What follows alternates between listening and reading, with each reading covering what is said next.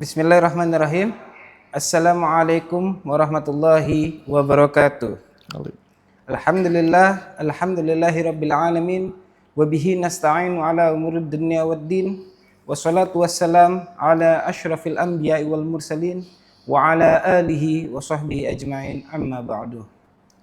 Yang pertama, marilah kita panjatkan puji syukur kita atas kehadirat Allah Subhanahu wa Ta'ala yang mana telah memberikan kita begitu banyaknya nikmat sehingga kita dapat berkumpul pada pagi hari ini dalam acara kajian online Masjidil Aqsa bersama Ustadz Buldan Sani LCMSI yang insya Allah dan mudah-mudahan diridhoi dan dirahmati oleh Allah Subhanahu wa Ta'ala. Amin ya rabbal alamin.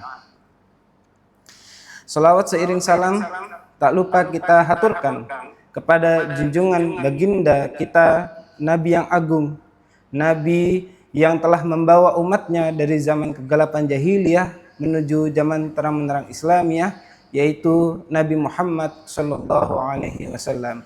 Allahumma salli wa sallim wa barik alaihi. Mudah-mudahan kita semua mendapatkan syafaatnya di yaumil qiyamah nanti. Amin ya rabbal alamin. Para hadirin yang dirahmati Allah Subhanahu wa Ta'ala, marilah kita buka acara pada pagi hari ini dengan membaca basmalah. Bismillahirrahmanirrahim. Semoga acara pada hari ini bisa berjalan dengan lancar dan ilmunya dapat bermanfaat untuk kita semua. Amin ya rabbal alamin. Baik, sobat Munatur semua, perkenalkan saya Muhammad Fauzan Fakih yang akan memandu acara kajian pada pagi hari ini. Dan tentunya saat ini saya tidak sendirian. Alhamdulillah saat ini sudah bersama kita Ustadz Buldan Sani LCMSI. Assalamualaikum Ustadz. Waalaikumsalam warahmatullahi wabarakatuh. Apa kabar Ustadz? Alhamdulillah sehat, alhamdulillah. Masya Allah, sudah lama nggak bertemu Ustadz. Alhamdulillah, udah lama. Perjalanannya Ustadz dari Garut? Alhamdulillah lancar semuanya. Ya, malam saya dari Garut. Subuh sudah di sini, alhamdulillah. Masya Allah, baik. Izinkan saya memperkenalkan sedikit Ustadz Buldan Sani. Beliau adalah alumnus UI Kajian Timur Tengah dan Islam, yang mana ini sangat cocok sekali dengan tema kajian kita pada kali ini, yaitu 17 perkara yang terlupakan dari Masjidil Aqsa. Beliau juga sudah sangat aktif bersama Munatur dalam membawa umroh, membimbing ibadah umroh di Munatur dan membawa tur-tur yang ada di Munatur seperti tur Uzbekistan, tur jejak Rasul dan tur-tur lainnya. Dan Ustadz Buldan Sani juga dikenal sebagai pengasuh pondok pesantren Ansarus Sunnah yang ada di Garut. Betul. Baik, para hadirin sekalian, izinkan saya memberikan sedikit informasi bahwa pada hari ini tema kita adalah 17 perkara yang terlupakan dari Masjidil Aqsa. Akan tetapi untuk 17 perkara ini apabila kita bahas satu persatu terlalu banyak ya Ustadz. Betul. Gitu ya. Jadi karena berhubung waktu, jadi kita akan mengadakan kajian dengan tema 17 perkara ini menjadi 2 bagian. Yang pertama akan dilakukan pada hari ini dan yang kedua insya Allah akan dilakukan sekitar di 5 Oktober 2025 insya Allah. Insya Allah. Untuk informasi lebih lanjutnya nanti akan kami sampaikan melalui WhatsApp yang ada di form pendaftaran. Baik Ustadz, tanpa berlama-lama, apakah sudah siap untuk memberikan kajian pada pagi hari ini? Insya Allah. Baik. Terima kasih. Baik, kalau gitu kepada Ustadz Buldan Sani dipersilakan. Baik. Alhamdulillah hamdan katsiran thayyiban mubarakan fihi kama yuhibbu wa yardah. Asyhadu an la ilaha illallah wahdahu la syarikalah wa asyhadu anna Muhammadan abduhu wa rasuluh alladzi la nabiyya wa la rasula ba'da. Allahumma salli ala nabiyyina Muhammad wa ala alihi wa ashabihi ajma'in. Faqala Allah Ta'ala fi kitabihil hakim. A'udzu billahi minasyaitonir rajim. Ya ayyuhalladzina amanu taqullaha haqqa tuqatih wa la tamutunna illa wa antum muslimun. Fa inna asdaqal hadithi kitabullah wa khairal hadi hadi nabiyina Muhammad sallallahu alaihi wasallam wa inna syarral umuri muhdatsatuha wa inna kulla muhdatsatin bid'ah wa inna kulla bid'atin dhalalah wa kulla dhalalatin finnar. Ikhwatu iman, jamaah Munatur karena terbiasa di haji di umroh kita ya bersama Munatur ya yang Allah Ta'ala muliakan. Alhamdulillah hari ini hari Ahad ya, saya diperkenankan untuk bersilaturahim bersama Munatur, juga ikhwah semua di sini. Mungkin yang ada di Zoom, ada yang pernah sama saya temanin, atau ada yang mau berencana insya Allah untuk berziarah ke Masjidil Aqsa ya Kang Paki ya. Kalau nggak salah ada program ya Munatur dalam bulan apa tuh? Benar Ustadz, di tanggal 23 November bersama Ustadz. Oh iya baik. Jadi saya beberapa kali diminta oleh manajemen Munatur untuk membersamai para jamaah ketika berkunjung ke Masjidil Aqsa. Dan memang sepertinya tidak banyak juga ya, maksudnya agen-agen lain yang ditemani oleh para asatid untuk ke Masjidil Aqsa, tentu karena beberapa alasan. Ada banyak alasan sebetulnya. Alasan keamanan, alasan kesusahan visa dan sebagainya. Dan memang berziarah ke Masjidil Aqsa itu adalah beribadah. Sehingga memang seperti halnya haji dan umroh, sangat penting pendampingan dari para asatid agar ketika kita ke sana mendapatkan apa yang dijanjikan oleh Rasulullah SAW. Tulisan saya memang ini adalah 17 perkara yang terlupakan dari Masjidil Aqsa. Salah satunya adalah salah satu banyak catatan ketika saya perjalanan ke Masjidil Aqsa. Allah takdirkan beberapa kali ya Munatur bersama saya ke Masjidil Aqsa. Itu kemudian saya membuat beberapa catatan yang kemudian saya berikan tema 17 perkara yang terlupakan dari Masjidil Aqsa. Ini belum kita mulai kajiannya, katanya sudah masuk banyak pertanyaan ya. Benar Ustadz, banyak sekali pertanyaan-pertanyaan Ustadz. Jadi mungkin maksudnya saya tidak akan bahas dulu sampai 17 perkara ya Mas Fakih. Kita coba berapalah sampainya. Bisa jadi kita coba di 8 perkara atau 9 perkara dulu. Setelah itu kita jawab pertanyaan, karena waktu kita cuma 1 jam kalau tidak salah ya. Iya benar Ustadz. Makanya karena waktu terbatas, kita jawab pertanyaan, belum juga pertanyaan yang live langsung ya yang makanya kita coba kupas satu-satu dulu. Baik. PowerPoint-nya bisa di-share ya ke tim itu. Ke tim IT-nya. Baik. Yang pertama, apa itu Masjidil Aqsa? Sebetulnya apa itu Masjidil Aqsa ya? Nah, ini kan ada tema dulu, apa itu Masjidil Aqsa? Saya ketika bawa jamaah ke sana, Ustadz, wah Masjidil Aqsa itu yang kubahnya emas ya. Oh bukan, Masjidil Aqsa itu yang kubahnya hitam. Wah, sehingga jamaah berdebat, lalu yang mana Masjidil Aqsa? Ya. Sampai ada isu-isu, kalau kita ke sana ke Masjidil Aqsa jangan sholat di kubahnya yang warna kuning atau warna emas. Itu bukan Masjidil Aqsa. Yang Masjidil Aqsa itu yang di kubahnya hitam. Kita cuma senyum. Sebetulnya apa itu Masjidil Aqsa ya? Ya.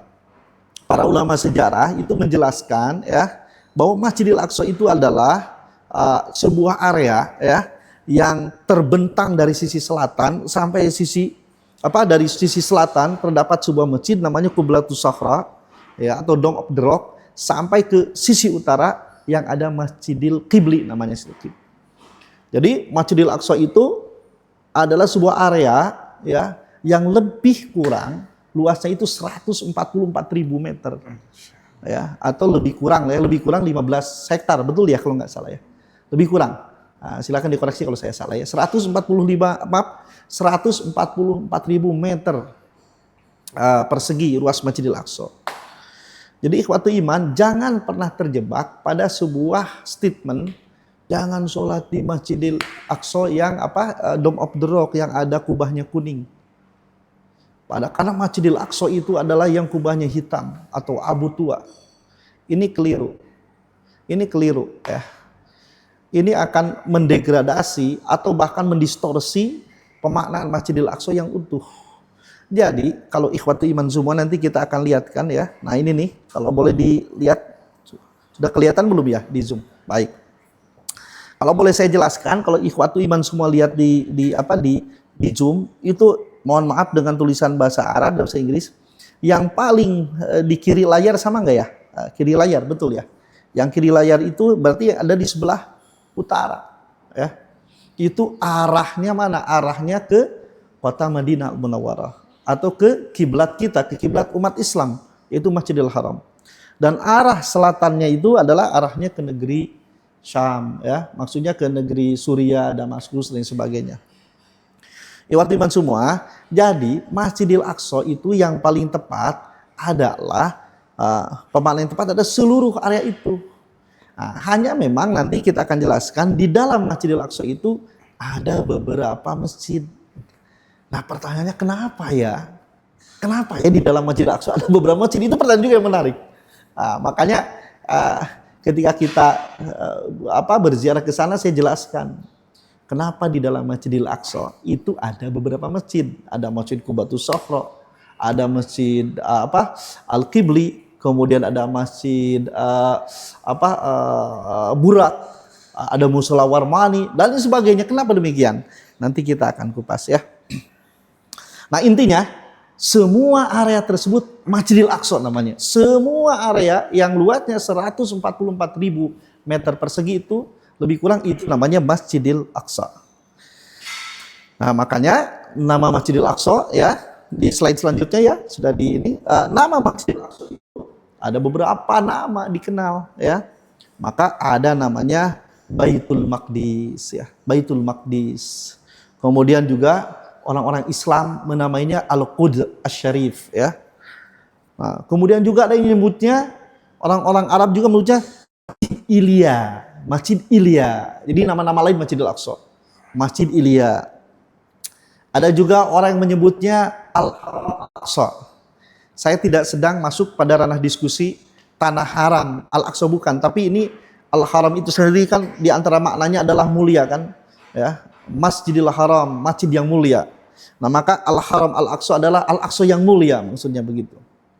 Ya, artinya bukan menunjukkan, kita tidak sedang masuk pada ranah perdebatan atau sebuah diskusi tentang apakah ada tanah haram di Masjidil Aqsa seperti tanah haram di Makkah Al-Mukarramah.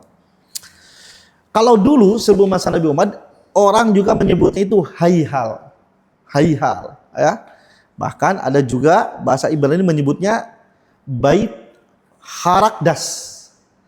Dan ada juga yang menyebutnya kalau orang Yahudi menyebut juga Masjidil Aqsa dengan sebuah tempat namanya Yahuh ya. Nah, bahkan ada lagi sebetulnya Haihal itu juga sering juga kita mendengar dengan sebutkan Haikal. Sering menyebutnya kita dengan Haikal. Nah, ini ya hal yang baru perkara kedua yang saya sampaikan. Sebetulnya kenapa juga disebut dengan Masjidil Aqsa?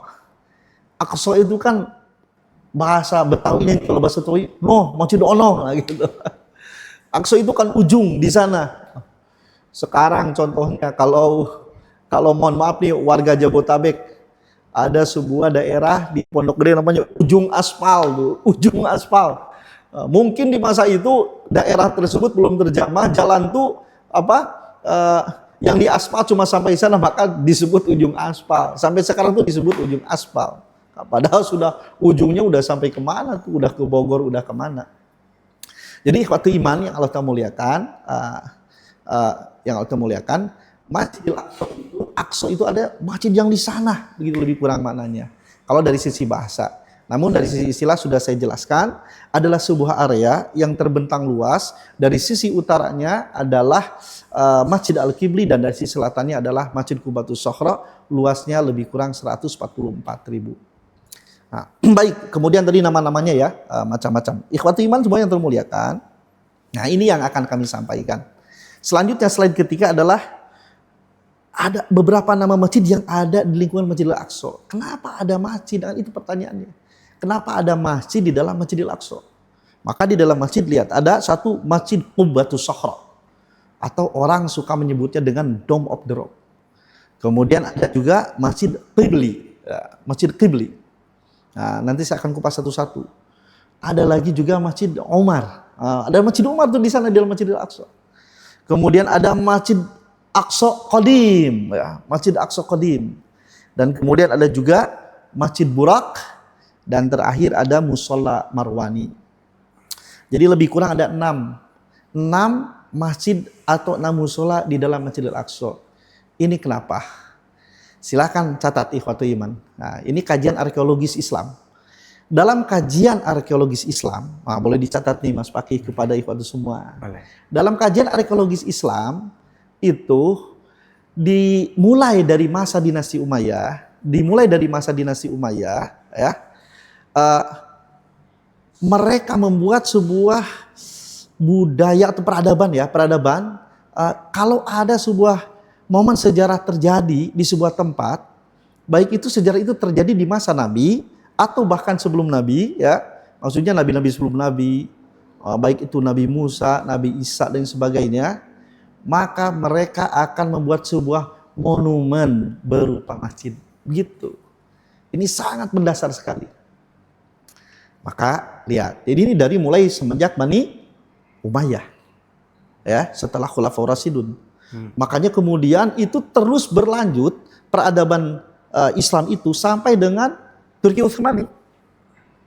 Coba, ini saya berikan salah satu contohnya.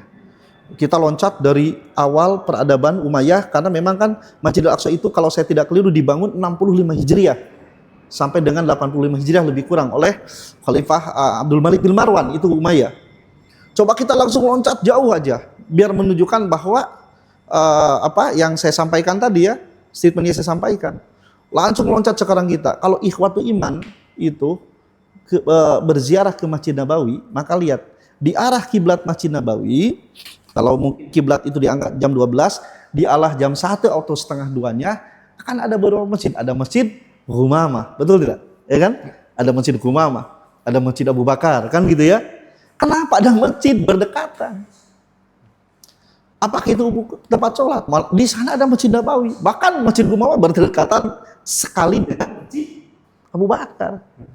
Maka sesungguhnya dalam kajian peradaban Islam itu memang bukan tempat untuk sholat diperuntukannya, tapi untuk menunjukkan ada sebuah kejadian atau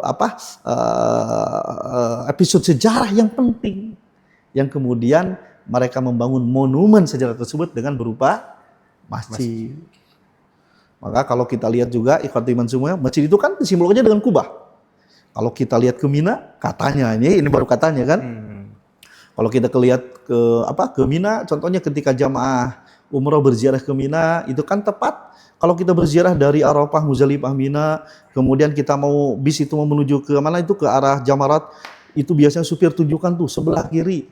Ada dulu tempat disembelihnya Nabi Ismail, mau disembelih Nabi Ismail, mohon maaf ya. Artinya tapi tidak jadi kan, karena Allah gantikan bidzibhin kabir, kan, bidzibhin azim, maaf. Itu kan tetap dibangun sebuah tempat, sebuah bangunan, ada kubahnya. Nah, lebih kurang seperti itu. Maka, ini dari sini kita pahami. Ini yang harus kita luruskan dari pemahaman kebanyakan kaum muslim Indonesia, ya. Jadi, kenapa di dalam Masjidil Aqsa tadi saya sebutkan ada beberapa masjid di dalamnya, itu bukan masjid diror. Masjid Masjid oposisi, bukan masjid saingan. Tapi di dalam Masjidil Aqsa tersebut pernah terjadi apa? Saya akan sebutkan tadi. Ada Masjid Qubatus Sokhro. Qubatus Sokhro itu, Dome of the Rock itu dibangun oleh Khalifah Abdul Malik bin Marwan itu dengan kubah emas sekali, ya. Emas asli, saya lupa lagi berapa beratnya, saya lupa lagi itu. Bisa dicarikan catatannya, itu asli, itu emasnya itu murni di masa Abdul Malik bin Marwan lebih dari 100 kg kalau saya beratnya. Kenapa dibangun masjid di sana dan kenapa teramat estetis? Karena memang di masjid di tempat itu diasumsikan dengan kuat oleh ahli sejarah. Bayangkan tuh, ini dibangun di masa sahabat masih pada hidup. 65 Hijriah. Sahabat yang terakhir meninggal itu kan, kalau saya tidak keliru, namanya Anas bin Malik radhiyallahu anhu. Itu tahun 90 ke atas Hijriah. Ada yang bilang tahun 90, tahun 92, ya kan? Ada yang sebelumnya, ya. Apa setelahnya? Artinya di masa itu sahabat masih ada. Jadi informasi keagamaan tentang Isra Mi'raj Nabi di mana itu masih masih tertanam kuat di benak para sahabat. Nah, kenapa? Coba kembali lagi dulu slide-nya ya ke yang tadi ya. ke poin 3 ya, beberapa nama Masjidil nah yang di sini dulu. Nah, kenapa disebut ada Qubatus Sughra? Di sini tepat menurut para ahli sejarah di masa itu Nabi dimi'rajkan. Di sini di Masjid Qubatus Sughra ini ya Mas Fauzan, Nabi naik ke atas ke Sidratul Muntaha. Maka dibangunlah itu. Lalu kenapa ada Masjid Qibli? Qibli itu apa artinya nih kedua? Qibli itu adalah paling kiblat. Kenapa disebut Masjid Qibli? Karena ini masjid batas akhir gitu ya. Batas akhir ujung paling kiblat Masjidil Aqsa. Maka disebutlah Masjid Qibli. Artinya paling kiblat. Artinya kalau setelah itu yang depannya bukan Masjidil Aqsa. Sehingga imam masjid, imam Masjidil Aqsa pasti mimpin sholat di sana. Karena yang namanya imam harus paling depan. Nggak boleh ada makmum di depannya.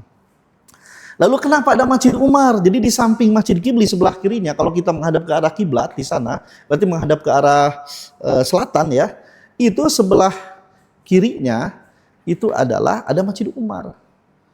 Karena setelah Nabi wafat ya, Khalifah Abu Bakar As-Siddiq radhiyallahu anhu belum mampu karena menata itu belum melakukan ekspansi atau futuhat ke Masjidil Aqsa. Sampai pada akhirnya dilakukan oleh Sayyidina Umar bin Khattab radhiyallahu anhu.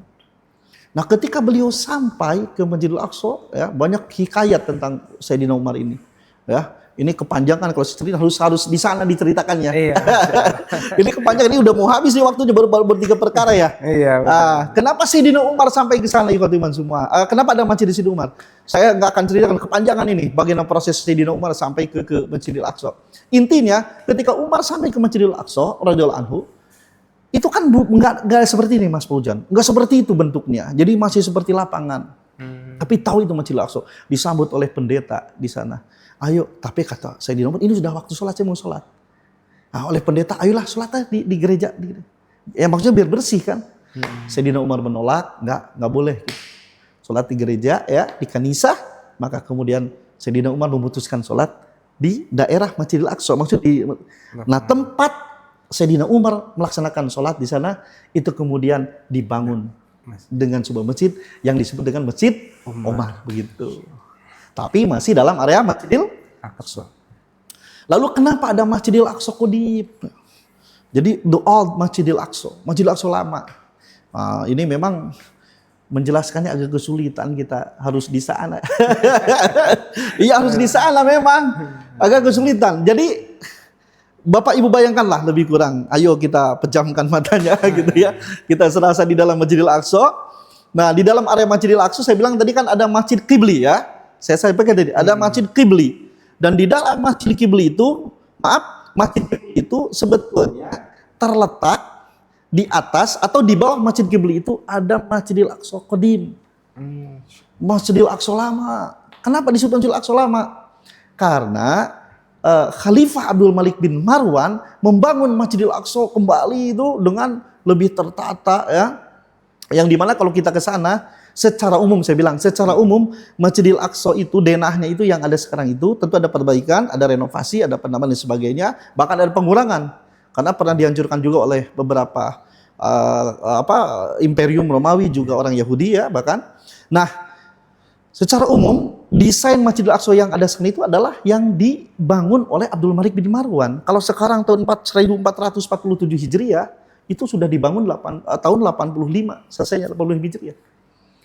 Sudah sekitar 1300 tahun lebih ya, Mas Fauzan ya, begitu. Nah, di Masjidil Aqsa yang Masjid Qibli itu di bawahnya ada Masjidil Aqsa lama. Nah, bahkan ini yang saya tidak bahas di sini ya, saya tidak cantumkan. Ini ikhwatiman semua nih, ikhwatiman semua. Ya Allah, Masya Allah. Harus ke sana Mas Fauzan nih. Iya. Di sana nih, Masya Allah. Masya Allah ya. Ini kajiannya benar-benar harus mendalam ya. Makanya enaknya disampaikan di Masjidil Aqsa ini. Lihat Bapak Ibu, di Masjidil Aqsa itu yang paling di bawah Masjidil Aqsa Qibli ada Masjidil Aqsa lama. Nah, di Masjidil Aqsa lama itu ada sebuah tempat yang mulia yang disebut dengan Mihrab Siti Maryam. Dalam surah Al-Imran ya, ayat berapa ya? 30 lebih lah, 30 di sana. Kan ketika Siti Maryam ikhwati iman semua, ketika Siti Maryam diangkat oleh, Siti Maryam itu ini panjang lagi nih ceritanya nih, cuma singkatnya aja ya. Siti Maryam itu kan akhirnya ibunya itu ingin mewakafkan Siti Maryam menjadi pejuang, pejuang dakwah, tapi akhirnya karena perempuan, nah disimpanlah beliau menjadi pengelola Masjidil Aqsa. Mungkin kita DKM-nya begitu, dihibahkan, diwakafkan oleh ibundanya kan. Nah, ikhwati iman semua, maka ada satu tempat di Masjidil Aqsa namanya Mihrab Siti Maryam. Makanya sampai sekarang di setiap masjid ada namanya mihrab. Di sana mihrab, tempat tinggal Siti Maryam. Di sana kemudian Nabi Zakaria mengkafil. Cuma yang aneh, kullama dakhala 'alaiha Zakariyal mihraba wajada 'indaha rizqa.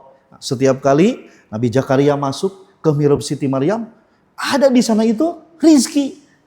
Dalam tafsir Ibnu Katsir, para mufassir menjelaskan apa rizki itu.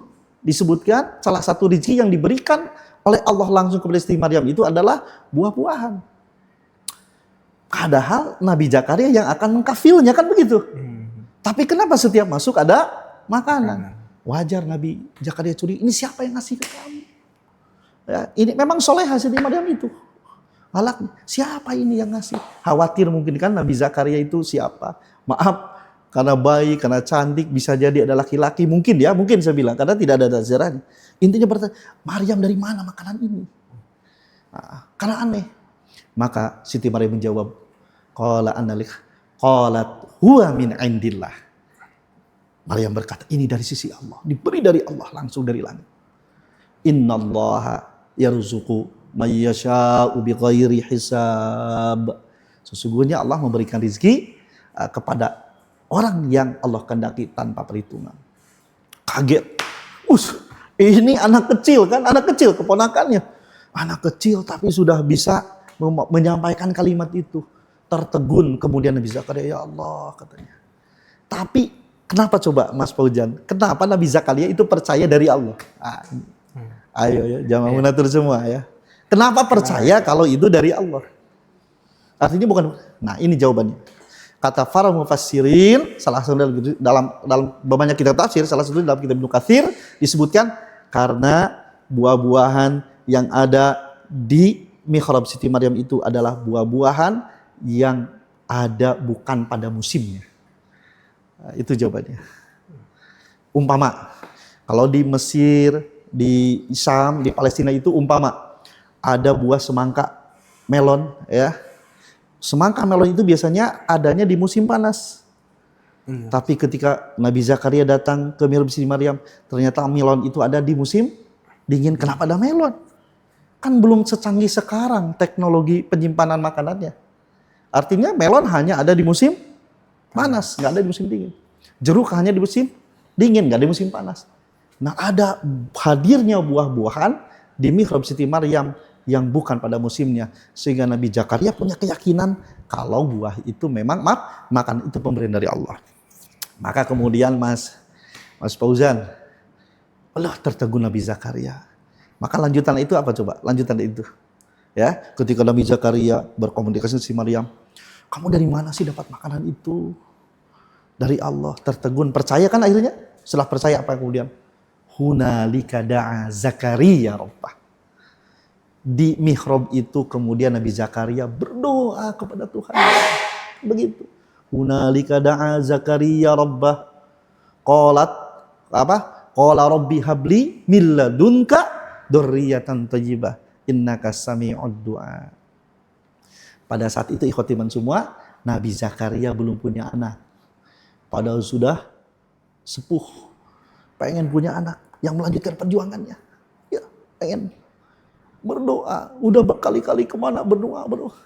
Tapi melihat Siti Maryam berdoa di sini, akhirnya berbicara berdoa juga, ya Allah. Kenapa saya bilang kenapa berdiri? Karena ayat selanjutnya, hunalika da'a Zakaria rabbahu, qala rabbi habli min ladunka dzurriyyatan thayyibah, innaka sami'ud du'a. Nah, kemudian ayat selanjutnya, fanadatul malaikah wa huwa qa'imun yusalli fil mihrab.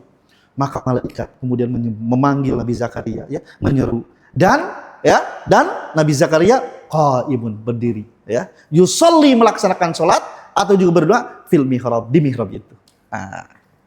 Maka ikhwatu iman semua yang Allah muliakan, di sana di Masjid Aqsa yang lama itu kita bisa berkunjung, berziarah dan bisa juga berdoa, sholat di mana? Di Mihrab Siti Maryam. Itu adanya di mana? Di Masjidil Aqsa yang lama di bawah Masjid Qibli. Kemudian ada juga Masjid Burak. Nah, kalau Masjid Burak ini adalah seperti yang kita ketahui bahwa Nabi ya dalam banyak riwayat yang sahih melaksanakan Isra, perjalanan dari Masjidil Haram dari kota Mekah menuju kota Yerusalem sekarang ya, maksudnya Al-Aqsa Asy-Syarif itu dengan menggunakan burak. Nah, kenapa dibangun di sana masjid? Sekali lagi kan bukan untuk maksudnya bukan masjid dibangun sholat tapi untuk mengenang sejarah. Ditenggarai atau diasumsikan secara kuat menurut Pak ahli muarikh ya, para ahli sejarah di masa itu, di sanalah Nabi mengikatkan burak. Ya, jadi maka di sana ada semacam monumen di bawah masjid tersebut, ada semacam monumen tempat menggantungkan tali ngiketin tambang gitulah. Ada semacam besi. Tapi tentu itu bukan di masa Nabi, pasti itu bukan. Cuma ini menunjukkan simbol saja bahwa dulu burak setelah mengantar Nabi dari kota Makkah menuju Masjidil Aqsa diikat di sana. Baru kemudian Nabi berjalan menuju ke Qubbatus Sakhra. Paham ya? Gitu. Nah, terakhir di sana juga kalau ini Masjidil Aqsa itu kita menghadap ke kiblat. Kalau tadi kan di sebelah kiri Masjidil Aqsa kalau kita menghadap kiblat, kiri depannya itu kita turun ke bawah lagi ada namanya Musholla Marwani. Musholla Marwani. Kenapa disebut Musholla Marwani? Itu adalah tempat sholatnya Abdul Malik bin Marwan atau sebuah masjid atau musholla yang didedikasikan ya untuk mengenang siapa yang membangun masjid ini, ya, Masjidil Aqsa ini yang membangun surga itu, maka di sana ada tempat Musholla Marwani. Ini gimana waktunya udah habis ya? Ini kita loncat dulu boleh ya? Nah, Boleh, Ustaz. atau iya lanjut aja dulu ya. Ini udah habis belum waktunya ya? Berapa menit lagi? Boleh tambah 10 menit lagi. 10 menit lagi khotiman semua. Kapan Masjidil Aqsa dibangun? Sebetulnya kapan ya Masjidil Aqsa dibangun? Apakah lebih dulu Masjidil Haram atau dulu Masjidil Aqsa? Nah ini nggak perlu kita mengira-ngira karena ada hadis diriwayatkan ya oleh Imam Bukhari dari Abu Dzar Al-Ghifari radhiyallahu anhu, di mana Nabi sallallahu alaihi wasallam ya bersabda, aku bertanya, maksudnya sahabat bertanya, masjid manakah yang pertama kali dibangun, kata Abu Dzar. Maka Rasul menjawab, Masjidil Haram. Jadi yang pertama kali dibangun berarti di dunia ini oleh siapa? Oleh Nabi Adam. Karena kan pertama kali dibangun berarti oleh siapa? Nabi Adam ya. Itu adalah Masjidil Haram. Lalu kemudian masjid mana yang setelah Nabi Adam membangun Masjidil Haram, lalu membangun masjid mana lagi? Nah, kata Nabi sallallahu alaihi wasallam, kemudian membangun Masjidil Aqsa. Jadi Nabi Adam setelah selesai membangun Masjidil Haram, kemudian membangun Masjidil Aqsa. Lalu Abu Dzar bertanya, wahai Nabi, berapa lama waktu dari selesai pembangunan Masjidil Haram kemudian memulai Masjidil Aqsa pembangunannya? Maka Nabi menyebutkan 40 tahun. Jadi lebih kurang setelah Nabi Adam membangun Masjidil Aqsa, Masjidil Haram, beliau membangun Masjidil Aqsa. Walaupun di hadis ini tidak disebutkan Nabi Adam secara membangun Masjidil Aqsa. Para ulama hadis menjelaskan karena kan orang itu kan pertama kali beribadah ketika Adam turun ya alaihissalam ya, itu kan pasti beribadah. Nah, sehingga dari hadis ini bisa disimpulkan bahwa yang membangun Masjidil Haram adalah Nabi Adam, demikian pun yang membangun Masjidil Aqsa adalah Nabi Adam. Nah, adapun masa jedanya antara pembangunan Masjidil Haram ke Masjidil Aqsa itu lebih kurang 40 tahun seperti yang Nabi sampaikan. Ya, ini biar cepat ya karena waktunya ini belum banyak yang perlu disampaikan. Baik, selanjutnya ini poin 5 penting sekali, Mas Fauzan. Hadis ini populer bahwa hadis riwayat Imam Hakim, Syekh Albani menganggap hadis ini sahih ya. Salat di masjidku ini lebih utama 40 kali dari salat di Masjidil Aqsa, kan begitu. Semua salat di masjidku ini 4 kali lebih utama. Ini memang banyak ya. Kata Syekh Albani ya, artinya kan salat di masjidku ini 4 kali lebih utama daripada salat di Masjidil Aqsa. Beribadah atau sholat di Masjid Nabawi, ya masjid itu Masjid Nabawi, itu kan 1000 kali lebih utama. Sehingga itu seperempatnya. Sehingga disimpulkan 250 kali lipat pahalanya daripada di masjid yang lain. Ini yang pertama. Karena hadisnya sebut banyak terputar itu. Tapi kata Syekh Albani ini yang paling sahih. Makanya ada suruhan dari Nabi, ya, la tasyuddur rihal. Kalian jangan ngebet pengen jalan-jalan. Ya.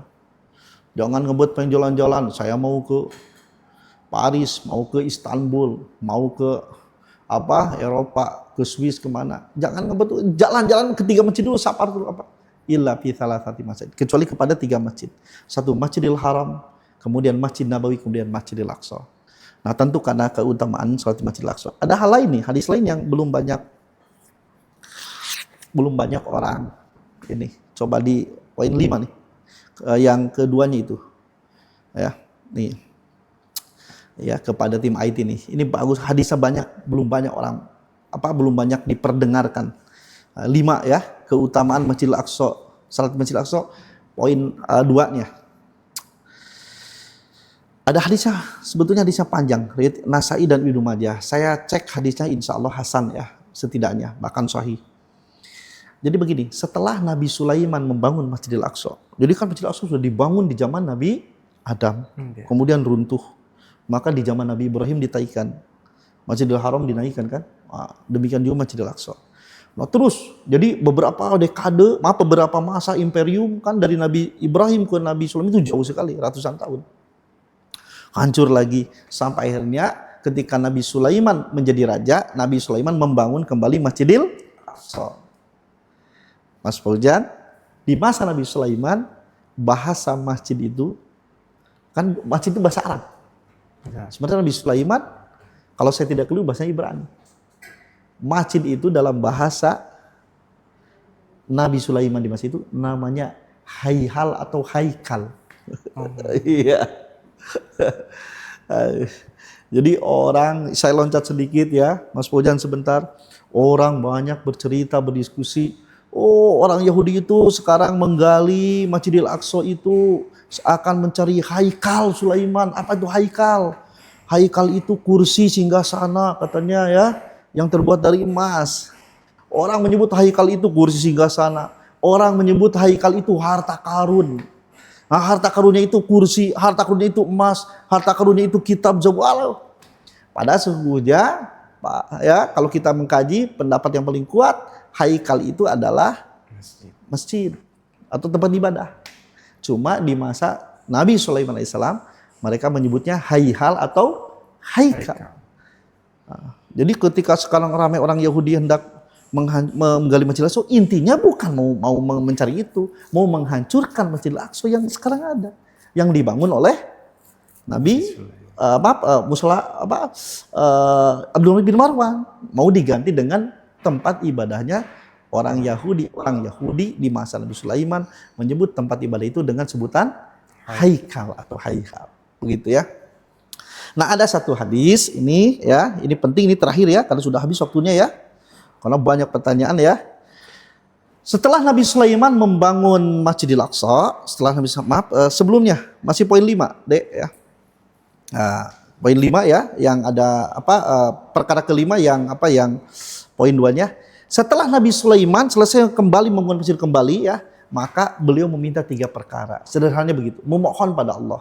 Kurang lebih, ya Allah, aku sudah tunaikan janjiku, aku sudah wujudkan membangun kembali rumahmu yang mulia, maka aku mohon kepadamu 3 perkara. Yang pertama apa? Ya, ini ketiga kan langsung ya, perkara ketiga langsung.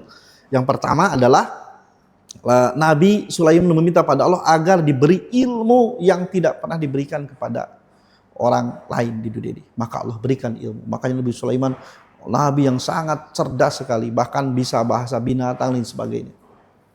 Yang kedua, Nabi Sulaiman sampaikan, aku ingin diberi kekuasaan, kerajaan yang tidak akan diberikan kepada manusia manapun. Maka sepanjang sejarah manusia tidak ada raja yang lebih hebat dari Nabi Sulaiman. Ya, bahkan Nabi Sulaiman disebutnya dalam hadis sama Al-Quran, bahkan angin pun bergerak atas perintah Sulaiman, memerintah jin, memerintah hewan-hewan, sehebatnya. Nah, Kemudian kata Nabi Sulaiman, ketika meminta ilmu, Allah kabulkan. Kita meminta kerajaan yang tidak diberikan kepada orang lain di dunia manapun, Allah berikan juga. Nah kata Nabi Sulaiman, nah catat nih, ini catat nih, ikhwati iman semua, catat nih, penting sekali catat. Beliau memohon bahwa tidaklah seseorang, tentu seseorang itu manusia yang hidup kapanpun, baik itu di masa Nabi Sulaiman ataupun setelahnya, tidak ada seseorang yang datang ke Masjidil Aqsa. Dia itu apa? Datang ke Masjidil Aqsa ini, dia keluar ya ke Masjidil Aqsa itu, dari rumahnya ke Masjidil Aqsa, cuma apa Pak? Ibu, semua ikhwat iman semua, adik-adik semua, cuma karena ingin sholat di Masjidil Aqsa. Maka kata Nabi Sulaiman, kecuali orang ini, ya Allah, aku mohon agar dia diampuni dosa-dosanya seperti bayi yang baru dilahirkan. Maka Nabi kan gini nih redaksinya. Ketika tadi meminta agar diberi ilmu, Allah kabulkan. Diberi kekuasaan, kerajaan, Allah kabulkan. Nah ketika permohonan ketika itu, Nabi tidak menyebut dikabulkan. Malah Nabi juga berdoa atau bersabda berdoa. Adapun 2 perkara telah dikabulkan kata Nabi. Dan aku berharap semoga perkara yang ketiga juga dikabulkan. Artinya bukan tidak dikabulkan. Bahkan dikuatkan oleh Nabi. Nabi pun turut mendoakan juga agar siapapun yang sholat di Masjidil Aqsa, ya, tentu karena lillahi ta'ala, sesuai sunnah Rasul dan sebagainya, dosa-dosanya diampunkan seperti orang yang baru lahir. Ya. Nah, jadi kalau dari sisi redaksi ya, ini perlu dikaji lagi lebih mendalam. Lihat, ini ada teman-teman nih, tim haji. Coba orang, waktu iman semua, orang apa pahala yang haji kan? Haji mabrur itu surga, tapi kan apa? Orang yang haji mabrur itu seperti bayi yang baru lahir, betul kan? Kayaumin waladathu ummuhu. Kalau kita lihat redaksinya sama loh maknanya, ya kan? Orang yang datang ke Masjidil Aqsa, Nabi Muhammad doakan, Nabi SAW doakan agar dosanya diampuni seperti bayi yang baru lahir. Masya Allah, ini betapa besarnya pahala berziarah ke Masjidil Aqsa yang mungkin belum banyak diketahui oleh semua orang. Terutama saudara di Indonesia. Ini sudah habis waktunya ya. Wah. Iya Ustaz. Jadi baru 5 nih, mudah-mudahan nanti hari Ahad ya, bulan depan 5 Oktober bisa kita kupas lagi.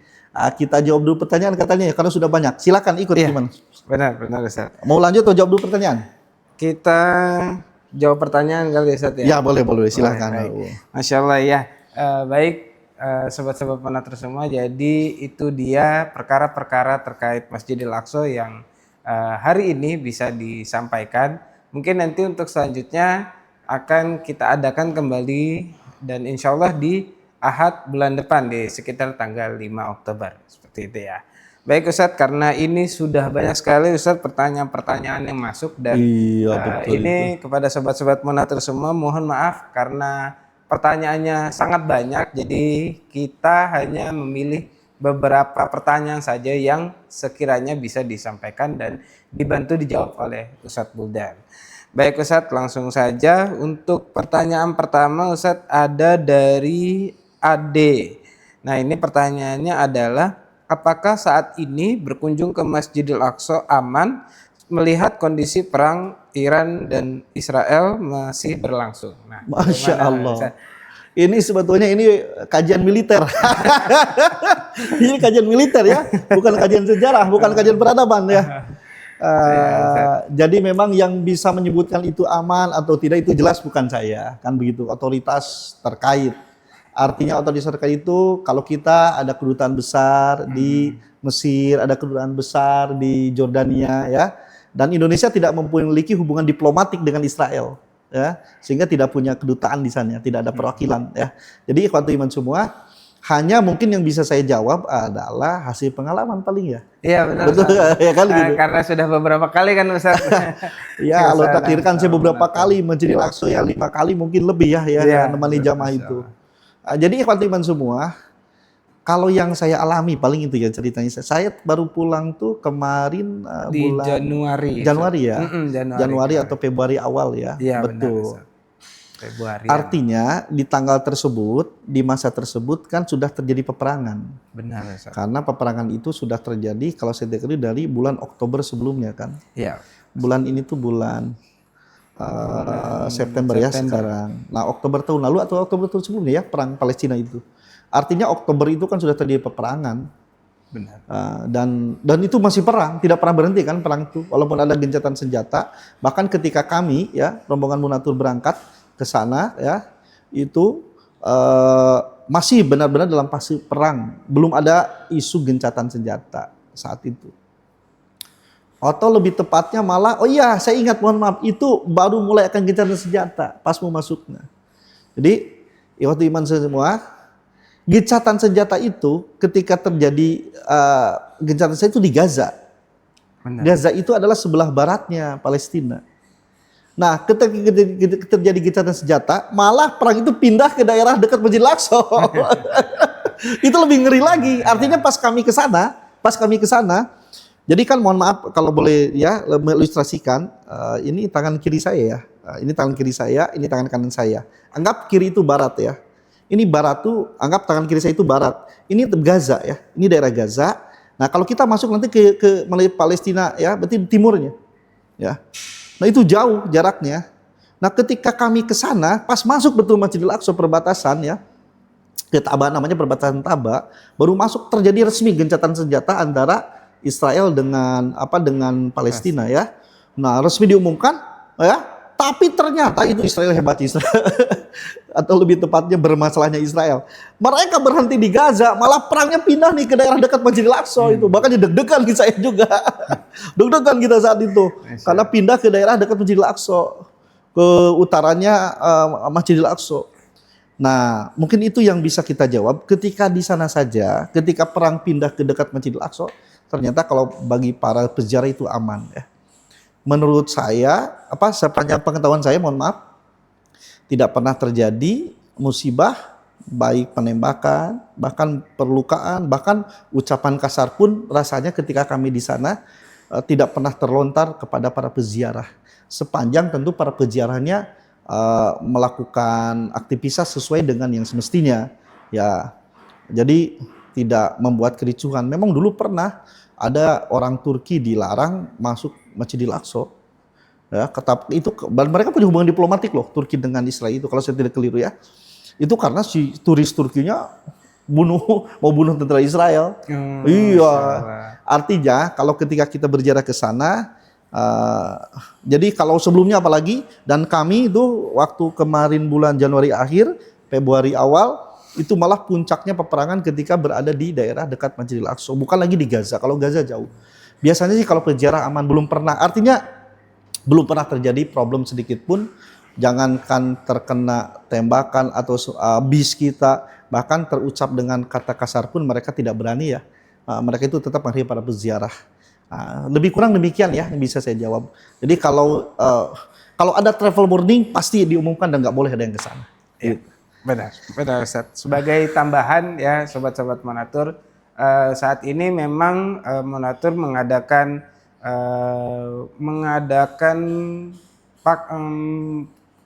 perjalanan tur Jejak Rasul di 23 November 2025 dan saat ini memang kita sudah berkomunikasi secara aktif ya dengan di sana dan alhamdulillah saat ini grup-grup sudah mulai masuk Ustadz. Oh sudah masuk lagi ya? Benar sudah mulai masuk lagi. Munatur kan punya perwakilan orang-orang keren ya di sana. Ada Mr. Firas, kan ya gitu ya. Dan lain sebagainya. Jadi mereka kita tetap ada komunikasi ya, aman sampai sekarang. Benar. Ya menurut dari guide lokal kita yang berada di Kota Yerusalem, memang saat ini grup-grup sudah mulai masuk dan kondisinya sudah kembali normal seperti biasa. Seperti itu. Jadi jika memang Bapak Ibu ingin ke Masjidil Aqsa, sangat direkomendasikan untuk saat-saat ini ya, seperti itu.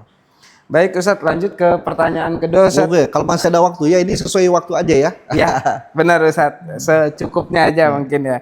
Ini ada dari Mbak Aulia Alawiyin.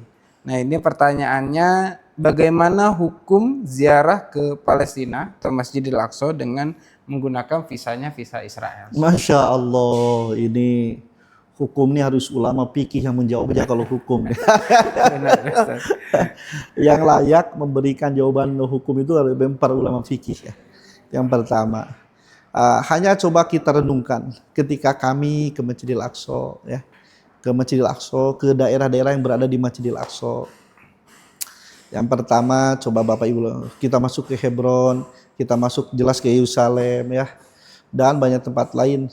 Betapa bahagianya ikhwah kita yang berada di Palestina dapat kunjungan dari kita. Bagaimana kita membeli makanan mereka, membeli belanjaan mereka, memakai. Kalau Munatur tuh biasanya pakai hotel punya orang Islam ya. Iya, betul, benar. Selalu. Karena di sana juga ada hotel punya orang Yahudi, ada punya orang Muslim ya. Selalu kita membantu mereka. Yang kedua, ikhwatu iman semua yang Allah muliakan, kan begitu. Dalam kaitannya juga kita mengamalkan hadis Nabi bahwa kalian jangan ngebet bersungguh-sungguh untuk melakukan perjalanan kecuali kepada 3 masjid. Kita sedang melaksanakan sunnah Nabi. Kita sedang melaksanakan sunnah Nabi. Sunnah Nabi apa? Sunnah Nabi adalah melaksanakan ziarah ke Masjidil Aqsa, melaksanakan juga ziarah ke Masjid Nabawi dan sebagainya. Nah, adapun hal-hal yang terkait kita sampai ke sana, insya Allah sepertinya dalam hemat saya itu bukan termasuk urusan agama. Maksudnya wasilah-wasilahnya. Ya kan? Begitu. Nah, artinya gini loh, untuk sampai ke sana kan ada prosedur yang ditempuh, ada kemudian juga ada kemudian juga hal-hal lain ya yang ditempuh. Itu kan wasilah-wasilah yang insya Allah sepertinya tidak melanggar syariat agama insya Allah. Kalau saya keliru mohon diluruskan. Itu yang pertama. Dan bahwa kita ke sana mendapat utama ikhwati iman semua. Kalau ikhwati iman semua ke sana, betapa sedih sekali. Bagaimana masjid yang tidak lebih besar dari Masjid Nabawi? Bagaimana masjid yang mulia yang tidak lebih besar dari Masjidil Haram? Tidak lebih besar. Itu yang sholatnya tidak banyak. Padahal itu adalah amanat wasiat dari Nabi. Nabi menitipkan Masjidil Aqsa pada kita. Jadi ikhwati iman semua, tentu kita ke sana dengan niat beribadah. Nah, adapun wasilah-wasilahnya, kalau kita kemudian menggunakan visa Israel karena yang punya kekuasaan mereka, bukan berarti kita melegitimasi adanya urusan negara Yahudi. Tapi memang nggak bisa ke sana kecuali kalau nggak lewat. Ibarat kita dari mana itu? Dari arah Karawang mau masuk ke Jakarta, pasti lewat Bekasi. Mau gimana? Emang pasti lewat Bekasi, kan begitu. Sementara Masjidil Aqsa itu sendiri dalam hukum internasional adalah milik umat Islam, bahkan milik warga dunia, yang pengelolaannya bahkan kalau saya tidak keliru silakan dalam resolusi yang ada dalam regulasi ya internasional, bahkan pengelola Masjidil Aqsa itu ada termasuk kerajaan Jordan, ya Kesultanan Jordan, Hathibiyah Jordan. Jadi yang melakukan pengelolaan masjid itu adalah Kesultanan Jordan, ya. Artinya sebelum Masjidil Aqsa itu sendiri clear milik umat Islam. Hanya untuk sampai ke sana bagaimanapun harus melewati area-area yang memang tidak bisa tidak. Itu bukan berarti juga kita menganggap Israel itu melegalkan, bukan. Nah, memang itu sudah hal yang tidak bisa dihindari, kan begitu. Itu. Nah, banyaklah hal-hal yang bisa kita kaji ya. Kalau kita terus berpikir kaku menurut saya seperti itu, kita juga ke Masjidil Haram pakai pesawat Boeing. Iya kan begitu, pakai pesawat Boeing kan begitu. Boeing punya siapa? Kemudian teknologi IT-nya siapa? Benar. Kan beberapa perusahaan IT besar malah punyanya orang Yahudi. Nah, itu juga kan hal-hal yang sebetulnya bisa kita diskusikan. Insya Allah dan juga tentu saya mengharap nasihat mauidhah dari para ulama, guru-guru kita, rasanya sih itu tidak menjadi permasalahan cukup serius ya. Justru Masjidil Aqsa harus kita makmurkan. Masjidil Aqsa adalah amanah dari Nabi Muhammad untuk kita semua. Gitu ya. Baik, Ustaz, Masya Allah ya. Kita masih ada waktu ya? Masih ada waktu Ustaz, mungkin sekitar 10 menit lagi ya Ustaz. Iya, masih lama 5 menit lagi ya Ustaz. Baik, untuk pertanyaan selanjutnya Ustaz ada dari Bapak Niko Ganda.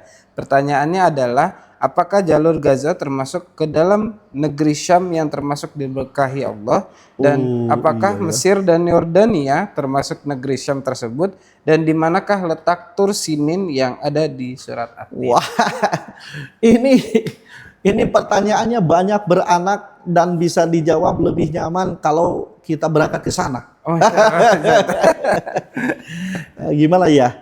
Ini tim IT coba bisa ini ya, bisa dibantu nggak dihadirkan apa map atau apa coba bisa nggak ya? Boleh. Oke, Saya bantu. Ustaz.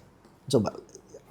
Ya, buat iman semua, memang di dalam salah satu tafsir, saya bilang salah satu tafsir daripada Allah Ta'ala berfirman, A'udzubillahi minasyaitonirrajim, ya kan? Subhanalladzi asra bi'abdihi lailan minal masjidil haram ilal masjidil aqsa alladzi barakna haulahu. Ya, Maha Suci Allah yang telah memperjalankan hambanya yaitu Nabi Muhammad dari Masjidil Haram Masjidil Aqsa, ya, yang negeri itu kami berkahi, yang kami berkahi sekelilingnya. Memang tidak ada penjelasan rinci negeri yang diberkahi oleh Allah sekelilingnya itu yang mana saja, ya. Yang mana saja negeri yang diberkahi oleh Allah itu, ya. Hanya Imam Hasan al-Basri, kemudian Imam Mujahid, ya, dan para ulama tabi'in, ya, itu menjelaskan di antara makna alladzi baraknahu lahu, negeri-negeri atau tempat-tempat di sekitar Masjidil Aqsa itu adalah negeri Syam menurut Imam Mujahid, ya. Lalu Syam itu mana? Nah, kalau sekarang kan udah nggak ada negeri Syam, maksudnya negaranya itu nggak ada. Nah, negeri Syam itu, ya, kalau kita lihat ikhwatiman semua, maaf saya mesti lihat ke laptop ya berjelas. Nah, ini maaf, ini negeri Syam itu, ya. Kita lihat negeri Syam nih. Negeri Syam itu adalah negeri yang terletak dari, ya, dari Kairo. Lihat tuh, lihat, coba lihat sebentar. Saya nunjukinnya susah tapi ya. Nah, oh iya bisa pakai ini.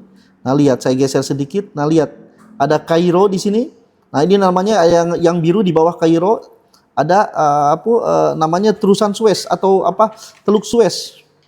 Nah, Suez itu di bawahnya, lihat di bawahnya itu di daerah sini ada Tur. Nah, ini termasuk negeri Syam di masa dulu. Nah, yang termasuk yang Bapak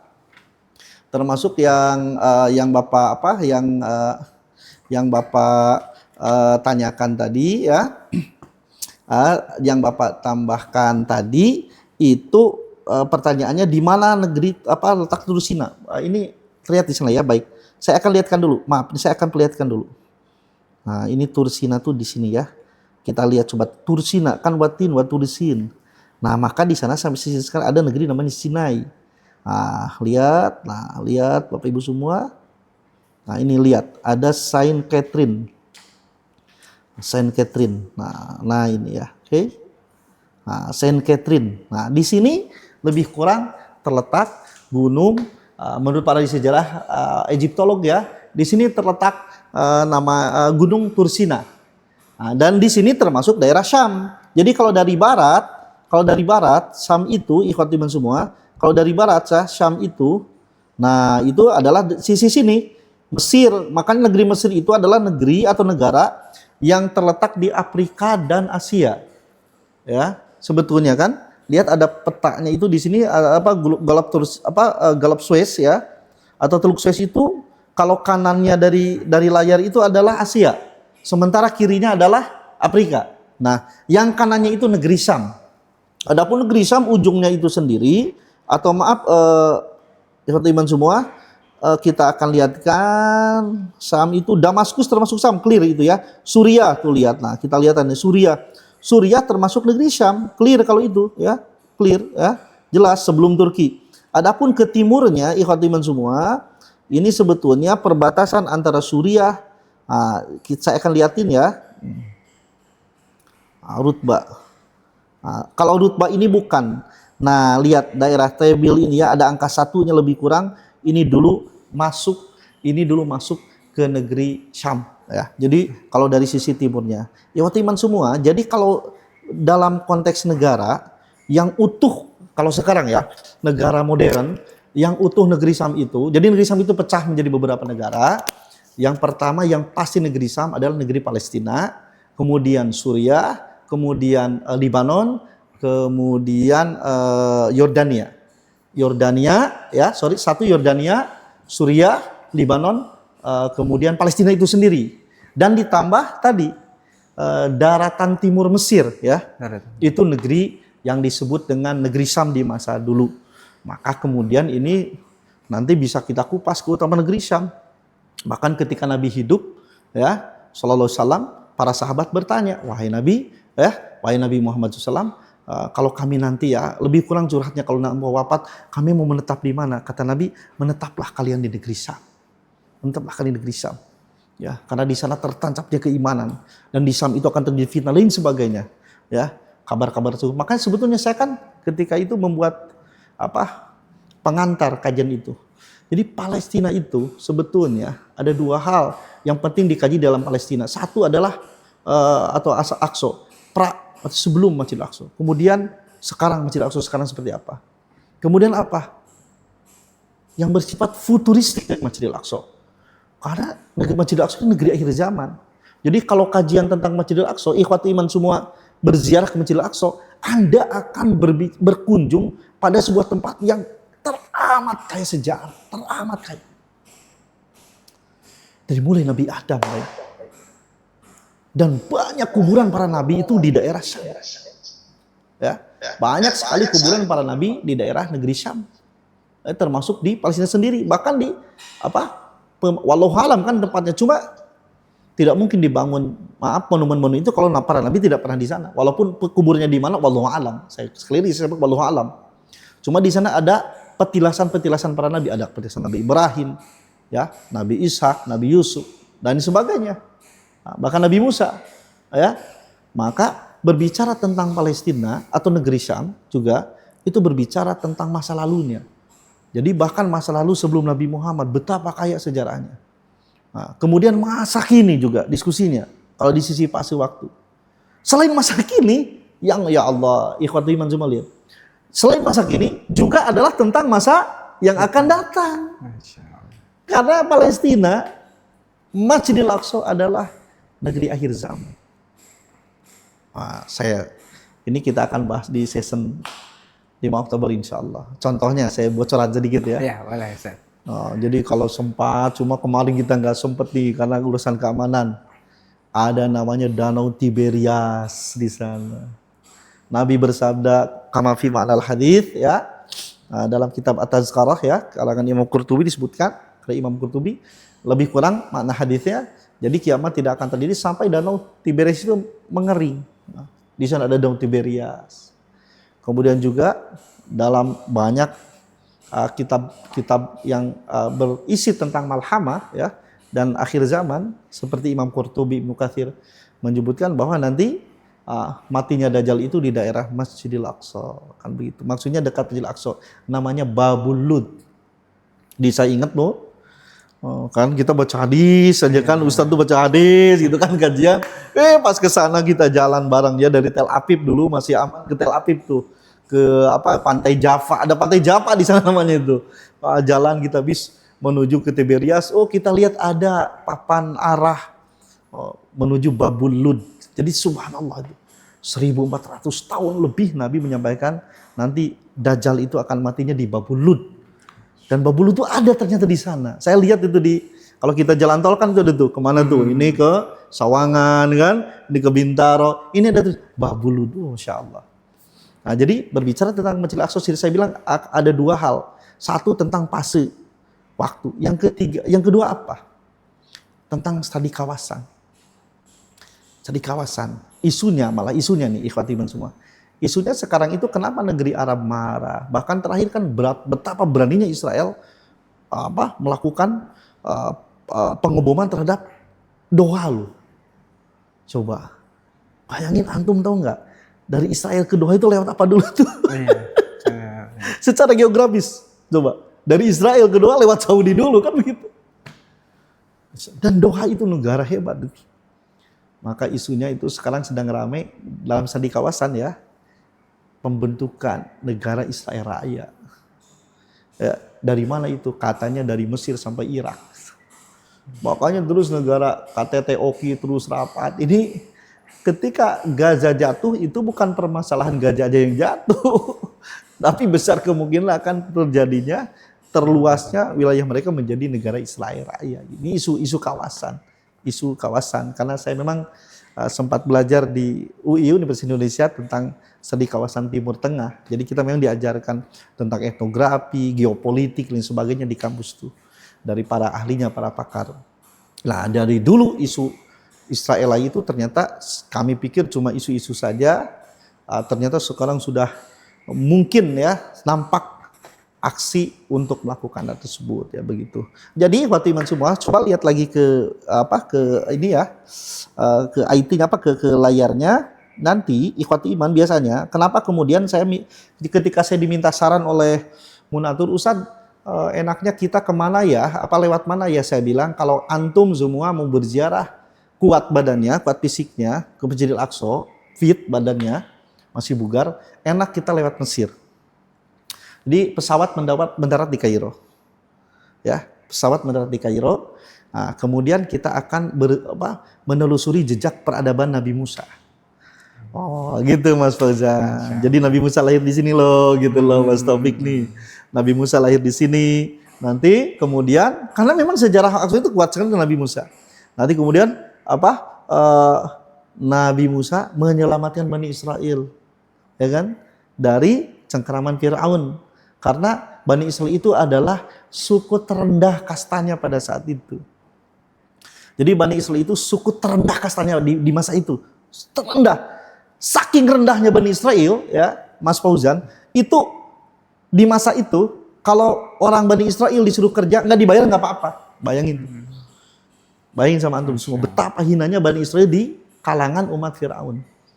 Ini kan jangan bayangin hidup di masa kita, di mana sudah jangankan ada perbudakan, perbedaan suku, perbudakan udah nggak ada di kita kan. Kita sudah setara semuanya kan, kesetaraan semua suku maksudnya begitu. Tidak ada kasta, apalagi ajaran Nabi Muhammad kita kan jelas tidak, inna akramakum indallahi atqakum. Di masa itu, di masa Firaun, Bani Israel itu di masa mereka ada beberapa kasta, dan kasta terendahnya adalah kasta atau suku Bani Israel. Di mana saking rendahnya mereka, kalau disuruh bekerja aja membangun proyek nggak perlu dibayar. Saking hinanya Bani Israel. Lalu dibawa diselamatkan oleh Nabi Musa. Kemana? lihat ya dok. Kemana? Nah, ibu-ibu kan sering tuh kalau umroh kita ke Jeddah. Dulu kan ya suka ke Jeddah, ada Masjidil Apung. Di sini dulu ada Laut Merah tempat Nabi Musa nyebrang. Bukan di sono. Bukan. Nah, di sini lihat nih ya, Mas Taufik, maaf ya kalau kita lihat ya. Di mana nih? Saya lihat ini. Nah, di sini ya. Ini sayang telunjuknya saya nggak bisa ini. Nih lihat di sini ada Korea Al-Jannah. Nah, di daerah dekat sini ya. Nabi itu ya, lebih tepatnya di daerah terusan Suez. Nah, Suez aja biar gampang lihatnya ya, biar ada catatan ini Suez. Ada kanal Suez. Nah, itulah lebih kurang para Egyptolog ya. Egyptolog itu para arkeolog yang fokus kepada sejarah Mesir. Di daerah sinilah terjadi dibelahnya lautan itu. Makanya Munatur biasanya bawa grup itu mendarat di Kairo, kita nih jelasin nih kerajaan Firaun peradaban Firaun, Nabi Musa. Lalu kita itu akan menyusuri jejak-jejak perjalanan di mana Nabi Musa bersama Bani Israel kembali ke Syam, ke Masjidil Aqsa. Jalannya lewat sana banget. Cuma kan tentu zaman dulu nggak pakai bis. Zaman dulu belum jalan aspal kan begitu. Nah, sampai lewat itu laut yang diasumsikan kuat, terjadi mukjizatnya Nabi Musa membelah lautan sampai mati itu di sana kan. Makanya setelah kita kalau yang pernah ikut sama saya siapa ya di sini ya, saya nggak bisa lihat ini. Kalau pernah ikut sama saya sampai kita kan kalau pakai kan di atasnya itu kanal Suez, di bawah bis kita lewat nyebrang tuh udah masuk daerah daratan Asia ya. Tidak jauh dari lewat bis itu lewat kanal Suez. Nah, ada kan ikhwati iman yang pernah sama saya kan tahu. Saya tunjukkan di sini dulu memang ada itu terdapat 12 mata air. Ya, Al-Baqarah ayat 60 kita lihat. Wa idistasqa Musa liqaumihi faqulna drib bi'asakal hajar Fanfajarat min husnata asyrata aina. Ingatlah ketika Musa meminta air untuk kaumnya, maka pukulkan, kata kami itu, pukulkan tongkatmu ke batu. Maka muncullah 12 mata air. 12 mata itu adanya setelah telusan Suez. Begitu makanya Mas Fauzan, ya. Ya. Nah, dari sana dari 12 mata air kita jalan terus nanti sampai ke Bukit Tursina yang ditanyakan Pak siapa tadi itu? Ya, maaf. Niko Ganda. Yang ditanyakan Pak. Di sana adalah setelah itu kita jalan lebih kurang 2 sampai 3 jam ketemu Bukit Tursina. Di sana Nabi Musa menerima wahyu selama 40 hari, ya. Wa idh wa'adna Musa arba'ina lailatan tsumma takhadtumul ijla min ba'dihi wa antum dhalimun. Bahkan ikhwati iman semua, bukan hanya Nabi Musa menerima wahyu di sana. Di sana juga kita akan masuk ke area sana, ya. Di sana juga ikhwati iman kita akan melihat sebuah situs sejarah terjadi. Di tempat itu terjadi Bani Israel berkhianat terhadap ajaran Nabi Musa, ya, tauhid. Mereka menyembah patung yang namanya apa? Samiri namanya. Padahal mereka disebutkan nikmatnya banyak Bani Israel. Sampai mereka ikhwati iman semua disebutkan dalam Al-Quran. Diberi manna dan salwa. Ayo coba apa manna salwa itu. Ya kan, ini kalau di sana kita mengkajinya enak mas. Wah, di mana itu tumbuhnya di sini, di sini. Disebutkan dalam tafsir Ibnu Katsir, juga saya baca beberapa tafsir kontemporer seperti Imam Al-Maraghi. Manna itu, dengarkan ikhwati semua, manna itu adalah sebuah tanaman, sebuah cairan seperti madu, bukan madu loh. Disebutkan dia itu seperti madu, tapi 70 kali lebih manis dari madu. Data-data tafsir menyebutkan manna itu seperti madu, tapi dia 70 kali lebih manis dari madu yang terbaik di dunia. Dan dia itu keluar untuk Bani Israel nih. Ketika sudah diselamatkan tadi ya, dari kejaran Fir'aun, lewat kemudian lautan, kemudian dikasih minum air ya, tadi 12 mata air. Kemudian sampai di Bukit Tursina, dekat Tursina, mereka diberi manna dan salwa. Manna itu tadi minuman yang seperti madu, menetes, bayangkan menetesnya dari semacam akar pohon disimpan dalam sebuah disimpan dalam bejana, menetes tidak berhenti dari pagi sampai maghrib. Dan itu kalau diminum manisnya minta ampun, menyegarkan kalau badan. Bahkan saya baca beberapa artikel sejarah tentang manna. Manna itu bukan hanya berkhasiat untuk membugarkan badan, tapi bahkan bisa menyembuhkan kebutaan mata ketika dioleskan. Masya Allah. Bani Israel diberi. Sampai itu kan dulu saya bawa tuh rombongan dokter-dokter khusus. Ada dokter mata di sana, saya mau itu buat nyembuhin pasien saya, nggak bisa, udah nggak ada. Itu hanya diberikan oleh Allah pada Bani Israel masa itu. Bahkan sampai ketika diambil, katanya orang buta di masa itu dikasih manna, kemudian dioleskan, beberapa waktu kemudian sembuh. Betapa hebatnya manna. Jadi bukan cuma makanan atau minuman. Dan salwa itu kan apa? Semacam burung ya, semacam burung dara, burung puyuh yang proteinnya tinggi sekali. Jadi Allah berikan makanan terbaik di daerah Tursina tersebut. Nabi Musa izin menerima wahyu dulu ya, selama 40 malam, disebutkan arba'ina lailatan. Pas pulang malah mereka menyembah berhala. Masya Allah. Ini kenapa kemudian Munatur kita selalu arahkan dari sini bagi yang kuat fisiknya, karena kita menceritakan tentang sejarah pada Nabi Musa dan juga Al-Quran. Makanya saya pernah tajuk ya, kalau nggak salah ini katanya Dokter Gayatri, kalau nggak salah teman-temannya, saya beri tajuk wisata Ibroh negeri-negeri Al-Quran. Jadi negeri Al-Quran, ayo buka Qurannya, ayo nih segini, nih di sini kejadiannya begitu. Nah sampai di sini tuh, kalau boleh saya sedikit tambahkan ya, minta waktulah 2 menit lagi ya ke ikhwas semua. Sampai ikhwat iman semua, setelah Nabi Musa itu ketahuan si Samiri ini itu ditendang hancur ya. Jadi kalau ada di sana ada patung Samiri itu keliru. Itu cuma memang monumennya di sana ada, tapi bukan patungnya, kan patung lembu dari emas tuh ditendang sampai oleh Musa. Sampai akhirnya bagaimana itu ikhwat iman semua di daerah yang nanti kita kunjungi itu biasanya itu ya. Itu sampai ikhwat iman semua, akhirnya mereka Bani Israel saking nakalnya itu, saking tengil ya, bahasa kita tengil mungkin begitu ya. Itu mereka, Musa itu nabi benar nggak ya? Benar nggak? Udah, kalau dia nabi kita tes aja. Tesnya bagaimana waktu itu semua. Akhirnya Nabi Musa mereka jebak dalam sebuah kondisi ya terfitnah atau tertuduh kalau dia bisa jawab pertanyaan ini berarti nabi. Kalau bukan berarti bukan nabi. Apa tuh? Akhirnya beberapa orang, saya lupa lagi berapa jumlahnya ya, tapi jelas ini ada dalam kitab tafsir dan bahkan kejadian ini ya terdapat dengan jelas sekali dalam surah Al-Baqarah, sapi betina. Nah ini di sini di tempat yang insya Allah kita lewat itu ya, kalau kita tur insya Allah 25 November ya, atau yang pernah bersama saya ya, di mana Bani Israel untuk menguji kenabian Musa itu mereka sampai berani tengil ya, bahasa saya itu bunuh sahabatnya.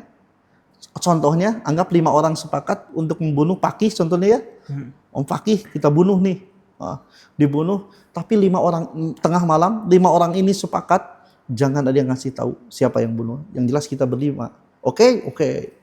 Setelah meninggal siangnya diisukan ini meninggal. Mereka pura-pura tidur. Maka kemudian yang 5 ini mulai memprovokasi. Ayo Musa, siapa yang bunuh dia? Kalau kamu nabi pasti kamu tahu. Wah begitu ya. Nabi Musa kan bingung juga. Nah akhirnya Nabi Musa memohon petunjuk pada Allah ya, sampai akhirnya ikhwati iman semua yang Allah muliakan, turun ya, apa diceritakan bukan turun, karena surat Al-Baqarah kan diturunkan pada Nabi Muhammad. Diceritakan, baik kalau kamu mau tahu siapa membunuhnya, sembelihlah sapi betina. Cuma kan berkali-kali ditanya, berkali-kali mereka itu bertanyanya bukan kamu mau melaksanakan, tapi karena apa? Karena malas. Apa sapi betina itu, warnanya apa, kriterianya apa. Sampai akhirnya ketemulah sapinya, disembelih. Setelah disembelih, apa yang terjadi? Ikhwan semua, baik, sudah kan disembelih? Nah, maka disebutkan dalam surah Al-Baqarah, faqul nadribuhu bi ba'dihha. Pukulkan sebagiannya, pukulkan. Maksudnya ada yang menunjukkan ahli tafsir kakinya sapi yang disembelih ya, sudah memotong sapi yang dipenuhi kriterianya, contohnya kakinya diambil, ada yang bilang hatinya, pukulkan kepada mayat yang dibunuh itu, dipukulkanlah. Wallahu a'lam bagian tubuh yang mana. Maka si jenazah tersebut dari kalangan Nabi Israel bangun, kemudian bicara, yang membunuh saya adalah si fulan. Keluarlah mujizat Nabi Musa yang itu dikenang dalam surah Al-Baqarah menjadi nama surat kan, Al-Baqarah. Itu adalah proses penyembelihan sapi betina. Nah daerah sana juga termasuk daerah apa yang saya bilang tadi, dekat dengan gunung Tursina. Nah dari sana biasanya kita bergerak menuju perbatasan Taba, baru menuju ke Masjidil Aqsa. Ini panjang makanya pertanyaannya. Demikian ya. Mohon maaf jawabannya banyak karena memang harus jelas dan tuntas ya. Gimana Mas Paujan? Selesai ya? Mas Paujan, Mas Pakih, maaf. Baik Ustaz. Udah dikelahkan boleh itu apa layarnya ya. Dari sana, dari yang tadi Tursina itu baru kita bergerak ke atas. Atau boleh maaf, karena pertanyaan belum selesai sedikit lagi ya. Boleh nggak? Coba diklik nih. Apakah jalur gajah bukan? Oh iya sih, itu belum ya. Maaf. Ini karena tidak, saya khawatir malah. Nah itu yang peta tadi. Yang peta tadi. Nah siap. Maaf ya. Nah lihat ikhwati iman semua. Dari sini dari Suez atau dari Tursina. Lihat kita ke atas ya sekarang. Coba ke atas. Ikhwati iman. Nah di sini naik kita ke atas. Sorry, kecilkan. Nah lihat, bisa kita lihat di yang mana jalur Gaza itu. Nah di sini ya ikhwati iman semua. Nah di sini kita masuk. Nah sorry, ke sebelah sini maaf ya. Sebelah sini. Nah, kita berjalan terus. Nanti kalau kita akan masuk lewat Tabah. Nah, lihat. Ini Tabah, Bapak Ibu semua. Nah, ini Tabah dari sini. Nah, coba saya akan lihatkan di Tabah. Nah, ini lewat jalur masuknya yang ada teluk. Ini sebelah sini Jordan. Lihat ada Eliat, ini masuk Israel. Nah, ini baru mengarahnya ke arah Yerusalem nanti. Tapi kalau Gaza letaknya adalah di sebelah barat. Jadi kalau kita kecilkan, nah maaf ya. Kalau kita kecilkan, Gaza itu ya ini ya. Oh, lihat. Nah, Rafah. Lihat nih. Nah, Gaza. Nah, jadi Gaza letaknya di sini, Palestina sebelah barat, perbatasannya Rafah. Nah, kalau kita masuk dari bawah tadi dari apa? Dari Taba. Nah, kalau Masjidil Aqsa terletak di daerah Yerusalem di sini ya. Nah, di daerah sini dekat dekat dengan Laut Mati. Jadi Gaza apakah termasuk Syam, ya insya Allah kalau berbicara peta seperti yang saya jelaskan, dia masih termasuk negeri Syam di masa itu. Wallahu a'lam bishawab. Sudah habis ya waktunya. Baik Ustadz. Masya Allah. Ini ada satu pertanyaan lagi Ustadz. Udah habis lah waktunya atau gimana nih? Terakhir aja satu lagi ya. Satu lagi. Masya Allah Ustadz.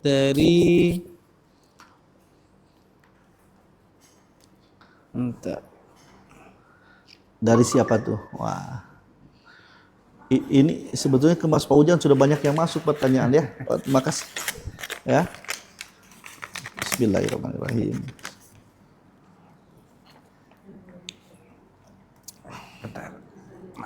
Oh, silakan boleh. Itu pertanyaannya apa Ustadz? Hotelnya apakah jauh dengan area Masjidil Aqsa? Wah, kalau itu berarti itu urusannya Mas Paki. Cuma Mas Paki juga belum pernah ke sana. Ini siapa yang nanya ini ya, Bu Renu. Bu Reni, maaf kalau saya keliru. Jadi waktu iman semua. Nah, begini saya jelaskan. Kita itu ke sana mau ke Masjidil Aqsa ya. Kita ke sana mau ke Masjidil Aqsa ya. Jadi jangan bayangkan kayak di Mekah. Jangan bayangkan kayak di Mekah. Jangan kayak di Madinah. Hotelnya depan. Ya, kepleset aja kan Munatur tuh suka pakai apa tuh Fairmont kan. Pakai apa tuh Intercon. Kepleset aja udah tuh Masjidil Haram. Jangan bayangin kayak di situ. Ini benar-benar sebuah negeri yang benar-benar jadi kalau Ikhwatul Iman pernah lihat ada film namanya apa Kingdom of Heaven ya, Kerajaan Surga tuh. Jadi Masjidil Aqsa itu tata letaknya itu masih kayak benar-benar Jalan Salahuddin Ayyubi. Jadi kota tua. Jadi Masjidil Aqsa itu terletak di dalam kota tua. Kota tua itu penuh dikelilingi dengan benteng yang besar. Dan benar-benar bentuk arsiteknya itu seperti zaman Salahuddin Ayyubi. Jadi bangunan dari batu dan sebagainya. Nah, baru hotel-hotel itu ada terletak di luar benteng tadi ya. Jadi mohon maaf kalau saya boleh ceritakan, Masjidil Aqsa saya ulangi terletak di dalam sebuah kota tua. Ya, kota tua Masjidil Aqsa itu di luarnya itu benteng semua tuh. Jadi dalam kota tua dikelilingi benteng dan di dalam kota tua ada Masjidil Aqsa. Nah, hotel-hotel itu baru ada di luar kota tua atau di luar benteng. Nah, hotelnya secara umum enak, nyaman. Tapi secara umum memang kecil ya, karena memang mereka itu mahal sekali. Tanah di sana mahal seminta ampun. Makanya kalau Ikhwatul Iman bertanya berapa Tur Aqsa, kalau mahal memang, harga hotelnya luar biasa, pisahnya juga susah. Udah susah juga mahal dan sebagainya. Jadi udah mahal pun susah juga itu belum tuh dapat itu. Dan hotel yang selalu kalau sama saya ya dan juga Abu Natur biasanya tolong pakai hotel orang Muslim. Tolong hotel Muslim biar membantu perekonomian mereka. Kan begitu. Benar. Dan kita selalu memakai hotel orang Muslim, Ikhwatul Iman semua.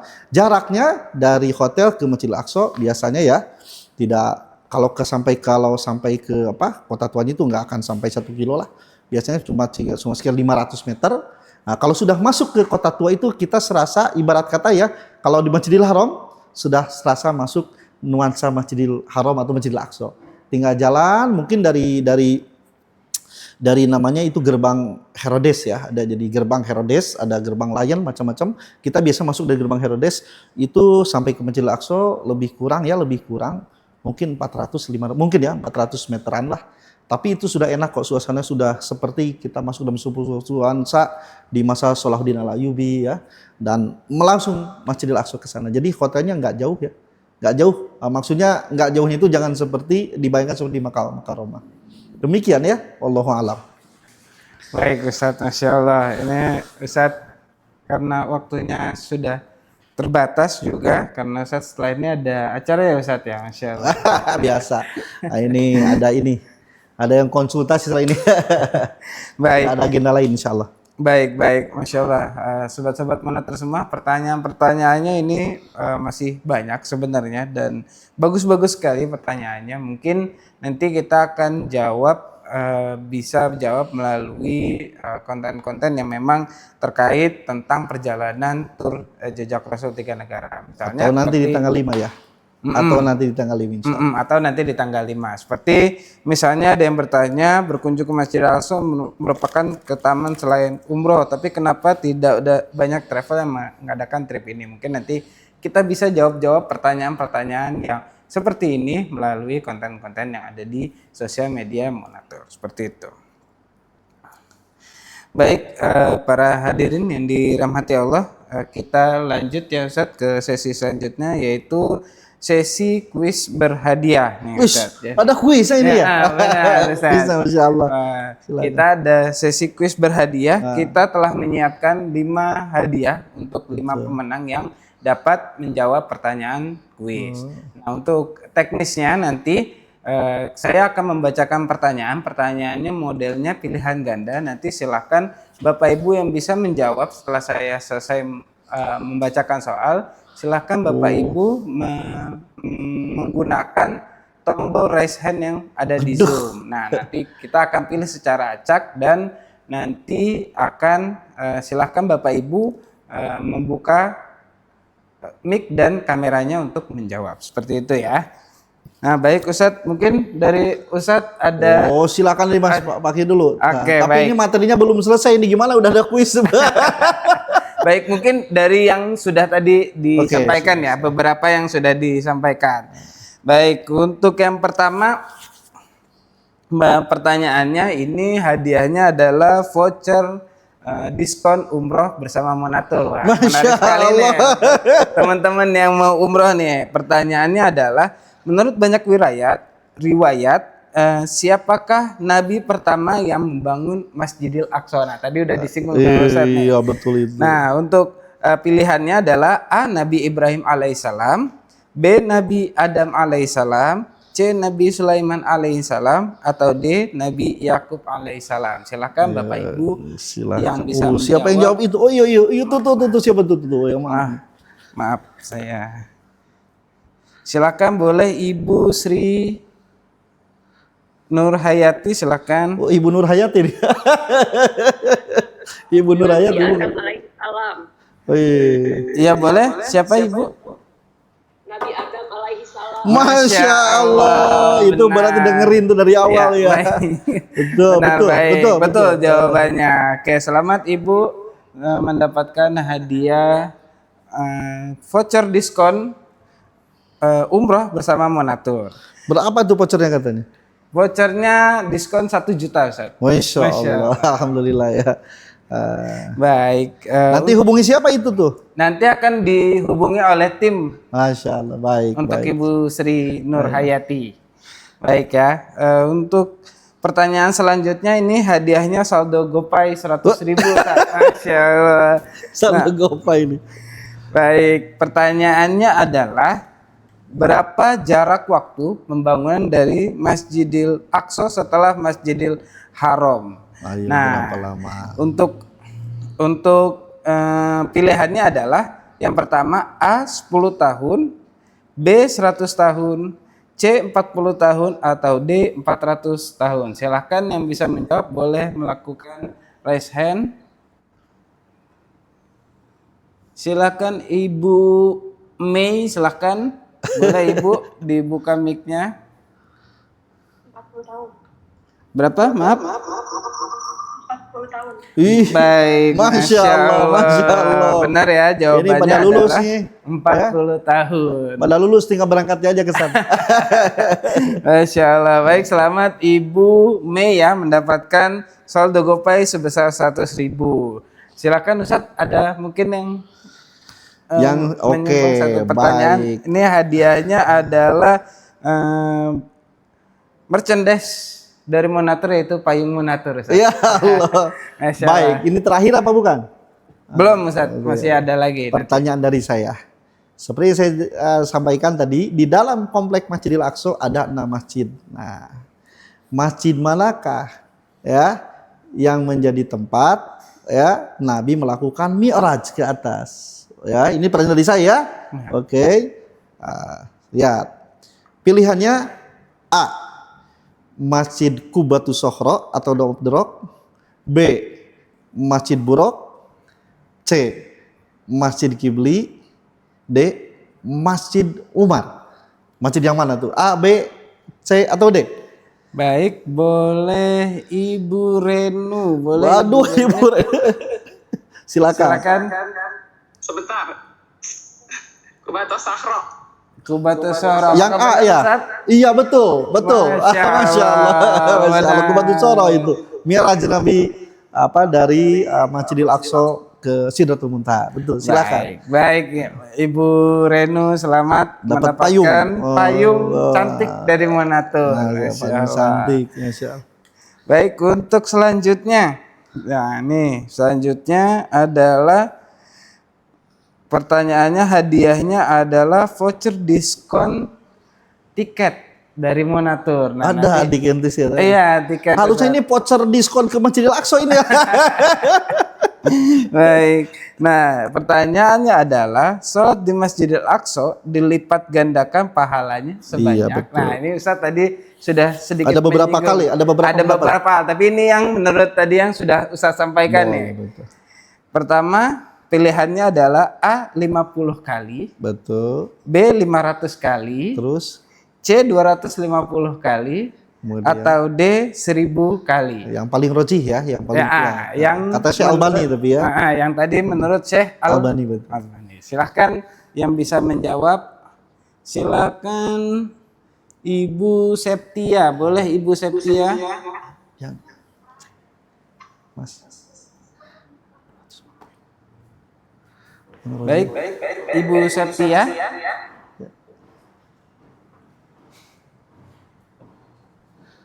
Silakan Ibu Septia ya. Oke, karena tidak ada jawaban, kita lempar lagi ke Ibu Haitam. Silakan Ibu Haitam. Yang paling rojih sekali lagi ya, walaupun ada beberapa hadis. Berapa? Dilipat gandakan pahala sholat di Masjidil Aqsa itu dilipatkan gandakan 250. Apakah benar Ustaz? Betul, yang paling rojih saya bilang kata Syekh Albani kan begitu. Benar, Masya Allah. Jadi jawabannya adalah 250 kali pahala dilipat gandakan sholat di Masjidil Aqsa. Ini terakhir pertanyaan bukan terakhir nih. Belum Ustaz, ada satu lagi Ustaz, Oke. hadiahnya Ustaz. Kalau terakhir saya itu mau ngasih hadiah, saya usul ke Ibu Dirut kasih voucher 1 juta rupiah bagi yang ke Aqsa itu. Hadiahnya ya. Iya, boleh Ustaz, satu pertanyaan. Saya usul nih, pokoknya nanti saya bilang itu. Hadiahnya harus itu tuh, ya. Boleh Tapi Ustaz. untuk tanggal 23 November. Hanya untuk 23 Oke, November. 23 November dikasih diskon 1 juta ya. Oke. Baik Ustaz. Baik, pertanyaannya silakan apa tuh? Pertanyaannya. Oke, pertanyaannya adalah siapakah Khalifah Islam pertama kali? Oh, ini belum dibahas sih sama Ustaz. Yang membebaskan Baitul Maqdis dan membangun kembali Masjidil Aqsa setelah hancur. Wah, itu kan Agak berat nih, Agak berat. agak berat. Memang biar dapat diskon Ustaz 1 biar juta deh. diskon.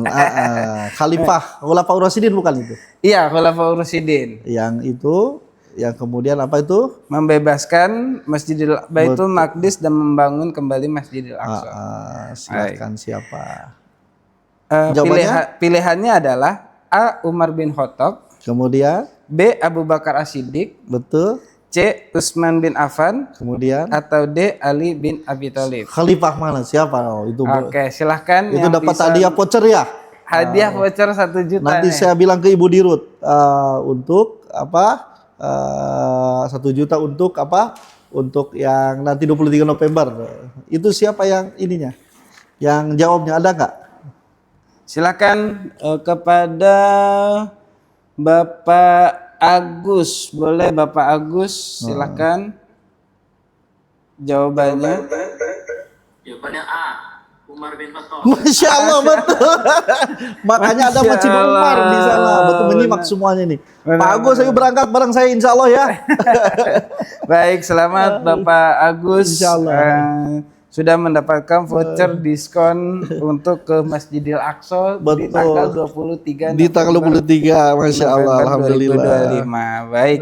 Nah, ini satu pertanyaan lagi Ustadz. Oh, ada Mungkin ya masih? Ada yang ingin Ustadz. Oh, hadiahnya dulu apa? Hadiahnya adalah saldo GoPay 100.000 Ustaz. Saldo GoPay 100.000. Silakan Baik. Ustaz, satu lagi. Di masa Nabi Sulaiman di masa Nabi Sulaiman, masjid itu dalam bahasa umat Nabi Sulaiman, Masjidil Aqsa disebut dengan apa? Ini usah banyak, 3 aja pilihannya. 1 disebut dengan Ilya, Ilya. B. Haikal. C. Sohro. Apa yang betul? Saya ulangi. Di masa Nabi Sulaiman, Masjidil Aqsa dikenal namanya dengan nama apa? A. Ilya. B. Haikal. C. Sohro. Mana yang benar? A, B, atau C? Boleh Ibu Fatia Mutmainnah. Boleh Ibu, silahkan Ibu jawabannya. Jawabannya Masjid Haikal. Haikal, betul Haikal. Masya Allah. Selamat Ibu Fatia mendapatkan saldo GoPay sebesar 100.000 rupiah. Masya Allah, ini banyak hadiahnya ya kajian kita. Masya Allah, Alhamdulillah hadiahnya sudah terbagi semua ya ke 6 ternyata jadinya ya, 6 hadiah, ke 6 hadiah. Nah ini kepada para pemenang selamat dan semoga hadiahnya dapat bermanfaat, Berkah insya Allah. dan berkah untuk semuanya. Amin ya rabbal alamin. Nah, untuk teman-teman yang lain jangan berkecil hati. Ini ada kabar gembira lagi Ustaz untuk teman-teman semua. Jadi Monatur itu menyediakan beberapa paket, tersedia paket umroh, paket haji, dan paket tur di berbagai macam destinasi. Nah, untuk paket umroh kita ada 4 paket, yaitu paket Virus, paket Marjan, paket Ruby, dan paket Safir. Nah, untuk paket Virus yaitu paket umroh premium dengan hotel full bintang 5. Kemudian ada paket Marjan yaitu paket umroh premium full bintang 5 dan 4. Kemudian ada paket Ruby yaitu paket umroh reguler full bintang 5, dan terakhir adalah paket Safir, paket reguler full bintang 4. Nah, ini untuk keberangkatannya itu tersedia di berbagai bulan, yaitu mulai dari bulan Oktober, November, Desember, dan Januari.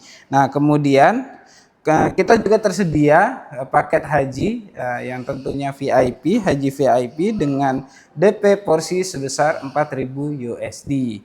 Nah, kemudian kita juga tersedia paket halal tur mancanegara dengan berbagai macam destinasi seperti jejak Rasul 3 negara, Balkan, Turki, Jepang, dan Andalusia. Nah, untuk paket jejak Rasul mengunjungi Mesir, Masjidil Aqsa, dan Jordan tersedia di tanggal 23 November bersama Ustadz Buldan Sani. Insya Allah, dan tersedia juga di tanggal 11 Januari 2026. Dengan harga 2.780 USD saja.